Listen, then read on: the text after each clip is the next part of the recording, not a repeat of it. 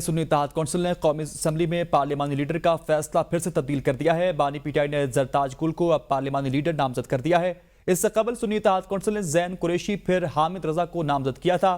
ایک بار پھر سے اس حوالے سے فیصلہ تبدیل کیا گیا ہے اور اب زرتاج گل کا نام سامنے آ رہا ہے۔ آپ کو کیا کہنا ہے کہ سنی اتحاد کونسل نے قومی اسمبلی میں پارلیمانی لیڈر کا فیصلہ پھر سے تبدیل کر دیا ہے۔ بانی پی ٹی آئی نے زرتاج گل کو اب پارلیمانی لیڈر نامزد کر دیا ہے۔ اس سے قبل سنی اتحاد کونسل نے زین قریشی اور پھر اس کے بعد حامد رضا کو نامزد کیا تھا، جبکہ اب کی تفصیلات کے مطابق زرتاج گل کا نام اس وقت اس حوالے سے زیر گردش ہے۔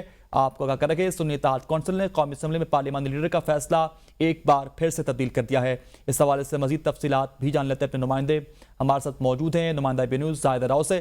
زاہدہ، آگاہ کیجیے گا، زرتاج گل کا نام جو ہے وہ نامزد کیا گیا ہے؟ جی بالکل، سنی اتحاد کونسل کی جانب سے زرتاج گل کا نام نامزد کیا گیا۔ پہلے حامد رضا اور زین قریشی کا نام سامنے آتے ہیں، بانی پی ٹی آئی سے دونوں نام مسترد کرنے کے بعد بانی پی ٹی آئی سے زرتاج گل کا نام جو ہے سر فہرست آیا اور جو ہے لیڈر جو ان کو بنایا جائے گا۔ تو اسپیکر کو باقاعدہ طور پر ضابطہ طور پر جو پیر کو ہے پوزیشن آگاہ کرے گی، اس کے بعد زرتاج گل ہے ممکنہ طور پر پارلیمنٹ کے لیڈر ہوں۔ اس سے پہلے حامد رضا اور زین قریشی کا نام جو ہے بانی پی ٹی آئی جو مسترد کر چکے ہیں، دو ناموں کے بعد یہ تیسرا نام ہے، یہ فائنل ہونے جا رہا ہے۔ صحیح، زاہدہ راؤ میں آگاہ کر رہی تھی، بہت شکریہ۔